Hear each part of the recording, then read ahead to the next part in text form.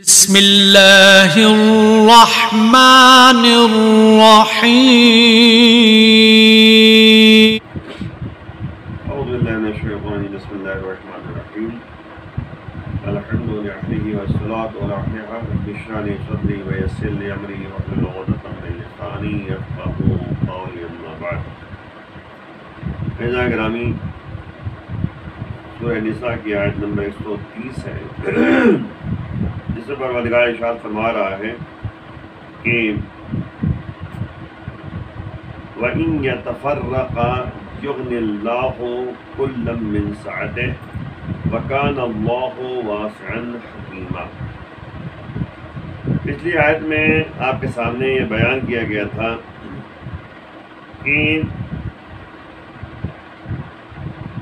پروردگار نے کہا تھا کہ تم کتنا ہی کیوں نہ چاہو اپنی بیویوں کے درمیان مکمل انصاف نہیں کر سکتے ہو، لیکن وہی مسئلہ ہے کہ اگر ایک سے زیادہ عورتیں ہیں، بیویاں ہیں، تو اس میں یہ کہا گیا تھا کہ باقاعدہ انصاف اور عدل سے کام لو، اور پھر پروردگار نے یہ کہا کہ تمہارا مزاج ہی ایسا نہیں ہے کہ تم جو ہے انصاف اور عدل کر سکو، استطاعت نہیں رکھتے، تم قدرت نہیں رکھتے، ہے نا۔ لیکن اب بالکل ایک طرف نہ جھک جاؤ کہ دوسروں کو معلق چھوڑ دو۔ مثلا دو بیویاں اگر ہیں تو کسی ایک کو جو ہے تم نے اپنا لیا، ایک کو جو ہے توجہ نہیں کی، یہ بھی غلط ہے۔ یعنی فطرتاً تو صحیح بات ہے کہ انسان کا میلان جو رجحان پیدا ہوتا ہے وہ کبھی ایک طرف ہو جاتا ہے، لیکن اس کا مطلب یہ نہیں ہے کہ تم جو ہے ایک طرفہ معاملہ لے لو، افراد و تفرید کے منزل کو طے نہ کرو۔ کیا تم نے جو ہے بالکل چھوڑ دیا، معلق کرا دیا، معلق نے لٹکا دیا معاملے کو؟ یعنی کیا مطلب؟ یعنی نہ تم جو ہے طلاق دے رہے ہو اور نہ ہی جو ہے اس کو اپنا رہے ہو، ہے نا۔ تو معلق نہ چھوڑو، ہے نا، یہ بھی مناسب نہیں ہے۔ اور اگر اصلاح کر لو، تقوی اختیار کر لو، تو اللہ بہت بخشنے والا اور مہربان ہے۔ تو اللہ کی بارگاہ میں توبہ کرتے رہو، اللہ کا خوف دل میں پیدا کرو، اصلاح کر لو اپنی، باقاعدہ جو ہے ان کو اپنا لو۔ یہ نہیں کہ جو ہے ایک طرفہ چھوڑ دیا، ان کی طرف توجہ ہی نہیں ہے، تو یہ مناسب نہیں ہے۔ تو اب اسی کا آگے جو ہے پروردگار فرما رہا ہے کہ اور اگر دونوں الگ ہی ہونا چاہیں تو خدا دونوں کو اپنے خزانے کی وسعت سے غنی اور بے نیاز بنا دے گا، کہ اللہ صاحب وسعت بھی ہے اور صاحب حکمت بھی ہے۔ تو اب یہاں پہ دیکھنا ہے وَكَانَ اللَّهُ وَاسِعًا حَكِيمًا، یعنی وہ صاحب وسعت بھی ہے نا، اور صاحب حکمت بھی ہے، حکمت والا بھی ہے۔ تو اب اس میں یہ متوجہ کیا جا رہا ہے کہ یعنی تم معلق نہ چھوڑو، بلکہ تم جو ہے اس کو یعنی طلاق چھوڑنا چاہو تو چھوڑ دو، تاکہ اس کے لیے بھی اچھا رہے، وہ اپنا دوسری شادی کرنا چاہے کرے، لیکن جو ہے یہ معلق نہ کرو کہ اس کو اذیت پہنچاؤ، تو یہ اللہ پسند نہیں کرتا۔ اور اللہ جو ہے غنی بھی ہے، بے نیاز ہے، وہی جو ہے یعنی وسعت پیدا کرے گا۔ اللہ جو ہے کہتے ہیں کہ یعنی یغنی اللہ، یعنی اللہ بے نیاز کرے گا۔ تو اب یہاں پہ جو ہے صورتحال یہی ہے کہ دیکھیں ہمیشہ اس بات کی طرف جو ہے شریعت جو ہے متوجہ کرتی ہے کہ کسی کو تم اذیت نہ پہنچاؤ، شوہر کی طرف سے بیوی کو اذیت نہ پہنچے اور بیوی کی طرف سے شوہر کو اذیت نہ پہنچے، جس سے کہتے ہیں انسان کی ازدواجی زندگی وہ خوشگوار رہے۔ اور اس کے لیے باقاعدہ جو ہے اہل بیت اطہار نے ہمیں متوجہ کیا ہے اور بتایا ہے کیسے زندگی انسان کو بسر کرنی چاہیے۔ ہر ایک کو اپنے مزاج کے مطابق جو ہے آگے بڑھنا چاہیے۔ یہ نہیں کہ جو ہے بالکل عورت کو جو ہے کہتے ہیں کہ تم نے جو ہے اذیت پہنچانا شروع کر دیا، یا بیوی جو ہے شوہر کا اذیت پہنچانے لگے، ہر ایک اپنے حقوق کا خیال کرنے لگے، تو کبھی زن و شوہر میں نا اتفاقی پیدا نہیں ہوگی۔ اور سب سے اہم پہلو یہ ہے کہ صبر و تحمل کا کام لے، یعنی یہ نہ ہو کہ انسان تھوڑی دیر کے لیے جو ہے جیسے ہوتا نہیں ہے یعنی جب لائٹ جلتی ہے تو لائٹ میں جو ہے دو طرح کے تار ہوتے ہیں. ایک تار جو ہے یعنی گرم تار کہلاتا ہے اور ایک ٹھنڈا تار کہلاتا ہے, نیوٹرل جسے کہتے ہیں, اور فیس. لیکن دونوں تار جب جو ہے دونوں نیوٹرل ہو جائیں تو بھی لائٹ کا مسئلہ حل نہیں ہوگا, اور دونوں فیس ہو جائیں, گرم تار دونوں ہو جائیں, تو یہ بھی جو ہے مناسب نہیں ہے. اس سے جو ہے لائٹ جلنے والی نہیں بلکہ یعنی فالٹ پیدا ہو جائے گا. تو اب مسئلہ یہ ہے کہ ایک گرم تار ہوتا ہے, ایک ٹھنڈا تار ہوتا ہے ایک لائٹ جلنے کے لیے. تو اسی طرح جو ہے پروردگار نے جو ہے دونوں کو جو بنایا ہے تو اسی کے لحاظ سے انسان کی زندگی بسر کرنی چاہیے. اگر مثال طور پر ایک کو غصہ آ گیا تو دوسرا جو ہے ٹھنڈا رہے, بیوی کو غصہ آ گیا شوہر ٹھنڈا رہے. شوہر جو کہتے ہیں کہ غصے میں چلانے نہ لگے تو اس میں جو ہے آپس نا اتفاقی پیدا ہوگی, ہم غصہ بڑھ جائے گا.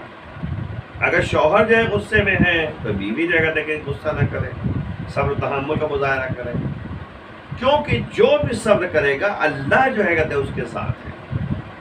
اللہ جو ہے صابرین, ان اللہ مع الصابرین, بے شک اللہ جو ہے صبر کرنے والوں کے ساتھ ہے.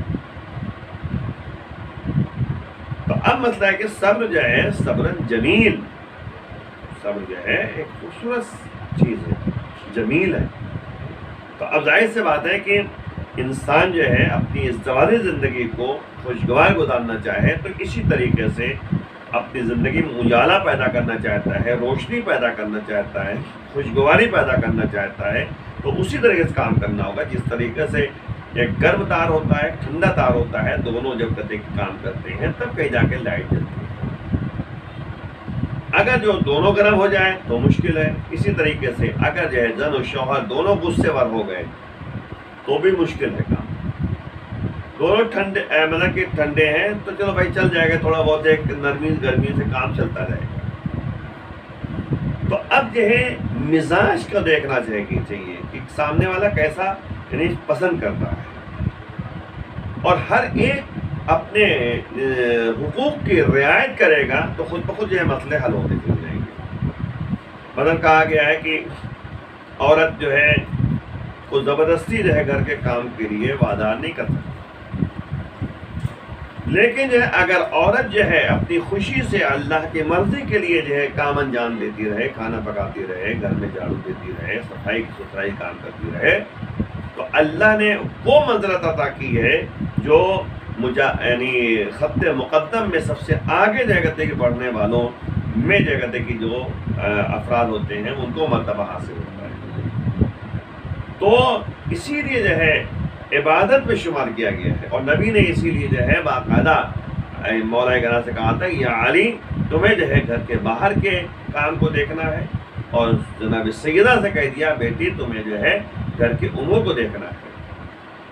اب اگر جو ہے آپ زندگی خوشگوار گزارنا چاہیں تو صبر و تحمل کا مظاہرہ آپ کو جناب سیدہ سے سیکھنا ہوگا. یہ نہیں کہ مطلب کہ ہم جناب سیدہ کو مانتے ہیں لیکن جناب سیدہ کے کردار کو جو ہے دیکھتے ہوئے ان کے کردار کو اپنانے کی کوشش نہیں کر رہے. مولا کرام سے جب نبی نے پوچھا تھا کہ تم نے فاطمہ کو کیسا پایا, کہا نعم العون فی العبادہ, بہترین مددگار جو ہے عبادت الہیہ میں. تو صبر تحمل جو ہے آپ دیکھیے. اب مثال طور پر جو ہے نبی جو ہے پہنچے جناب سیدہ کے گھر, ٹھیک ہے, بس واقعہ سن کے جو ہے فضائل کو جو ہے تذکرہ کر کے واہ واہ کرنے کی ضرورت نہیں ہے, آپ اپنانے کی ضرورت ہے. ہمارے اندر کتنی کیپیسٹی ہے, کتنا ہم آگے بڑھ سکتے ہیں. جناب سیدہ جو ہے گھر میں ہے, نبی آئے, دیکھا کیا امام حسین علیہ السلام گود میں ہیں اور جناب سیدہ جو ہے چکی چلا رہی ہیں, آٹا پیس رہی ہیں, ہاتھ زخمی ہے. اب آپ غور کریں تو آپ بتائیے آج کا کوئی اگر انسان ہوتا, عمران کے جو ہے لڑکی کی ماں پہنچ گئی گھر میں, اس نے دیکھا ایسی حالت, لڑکی کے جو ہے ابا پہنچ گئے انہوں نے ایسی حالت دیکھی, تو کیا ہو؟ لیکن نبی کی سیرت آپ دیکھیے، جناب سیدہ کی سیرت آپ کو دیکھیے، تو نبی نے کچھ نہیں کہا، بس ایک جملہ کہا، اے بیٹی فاطمہ، دنیا کی سختی آخرت کی مٹھاس کا سبب ہے، یہ زحمتیں، یہ تمام پریشانیاں روز قیامت جو ہے آسانیوں کا سبب ہے۔ قرآن کہتا ہے ان مع العسر یسرا، بے شک سختی کے ساتھ آسانی ہے۔ تو اب اگر شہزادی فاطمہ کی سیرت کو پیش نظر رکھا جائے،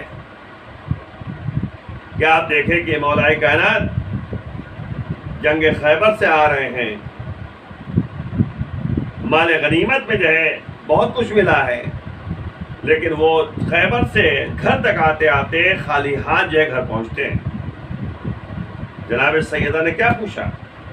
کہا یا ابوالحسن، آپ کو کیا مال غنیمت میں کچھ نہیں ملا؟ کہا ملا تھا۔ کہا کیا کیا؟ کہا ہم نے رائے خدا میں تقسیم کر دیا، ہمیں تو 2 گنا ملا تھا کیونکہ ہم فاتح خیبر ہیں۔ کہا خیبر سے گھر تک آتے تھے، جتنے مستحقین ملے، نادار ملے، ہم نے ان میں تقسیم کر دیا۔ جناب سیدہ جو ہے سجدے میں سر رکھ دیتی ہیں، شکر پروردگار ادا کرتی ہیں۔ اس کو پرکھنے کی ضرورت ہے کہ ہمارا مزاج کیا ہے۔ اسی لیے نبی نے کہا کہ عورتوں کو چاہیے، یعنی نبی نے کہا یا علی، آپ کو باہر کے امور دیکھنا ہے، اور یعنی بیٹی فاطمہ تمہیں گھر کے امور کو دیکھنا ہے۔ لیکن اس کا مطلب یہ نہیں ہے کہ انسان جو ہے اپنی زوجہ کو جو ہے پریشان کرے، اپنی زوجہ کے اوپر ظلم کرے، اپنی زوجہ کو جو ہے اذیت پہنچائے۔ نہیں، ایسا نہیں ہے۔ آپ کی ذمہ داری ہے روٹی کپڑا مکان، اور اس میں جو بیوی کو بھی چاہیے کہ اسراف سے کام نہ لے، کہ پتہ لگا کپڑے پہ کپڑا بنتا چلا جا رہا ہے۔ ہر چیز کا معیار دیکھنا چاہیے، جیسے حالات ہوں اسی کے مطابق آگے بڑھنا چاہیے۔ بہرحال یہ گفتگو لمبی ہو جائے گی، تو نبی پروردگار کہہ رہا ہے کہ اگر دونوں الگ ہی ہونا چاہیں تو خدا جو ہے دونوں کو اپنے خزانے کی وسعت سے غنی کر دے گا، بے نیاز کر دے گا۔ اور اللہ جو ہے صاحب وسعت بھی ہے، اس کا بہت خزانے میں وسیع پیمانے پہ ہر چیز موجود ہے، اور صاحب حکمت بھی ہے۔ تو یعنی ہر ایک کی بات کی طرف متوجہ پروردگار کر رہا ہے، اگر رکھ سکو تو رکھو، اذیت نہ پہنچاؤ، پریشان نہ کرو، ورنہ راستہ کھلا ہوا ہے۔ تو دونوں راستے بتائے گئے، تو اس لیے جو ہے ہمیں چاہیے کہ ہم شہزادی فاطمہ اور مولا کائنات کی زندگی کو مطالعہ کریں اور اس کے مطابق جو ہے آگے بڑھیں۔ آخر بارگاہ معبود میں دعا کرنی ہے، پروردگار ہمیں اس راستے پر جس میں تیری مرضی شامل ہے۔ امام کی آواز انصار و شمار فرما، امام کے ظہور میں تعجیل فرما۔